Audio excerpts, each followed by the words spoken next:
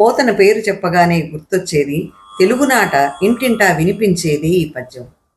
సిరికించెప్పడు శంఖ చక్రయుగముంచేదోయి సంధింపడు, ఏ పరివారముంజీరడభ్రకపతిన్ వన్నింపడు, ఆ కర్ణికాంతరధమిల్లమ్ము చక్కనొత్తడు, వివాద ప్రోత్థిత శ్రీకుచోపరిచేలాంచలమైన వీడడు, గజ ప్రాణావనోత్సాహి అయి.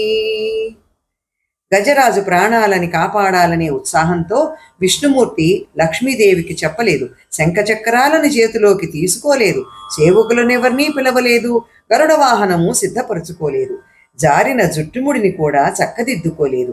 ప్రణయ కోపంతో ఎగిసిపడుతున్న లక్ష్మీదేవి పైట కొంగును కూడా వదిలిపెట్టలేదు. ఆ స్వామి ఆర్తత్రాణ పరాయణతని ఇంత అద్భుతంగా చిత్రీకరించిన పోతన మహాకవికి శిరసాభివందనం. కృష్ణార్పణ.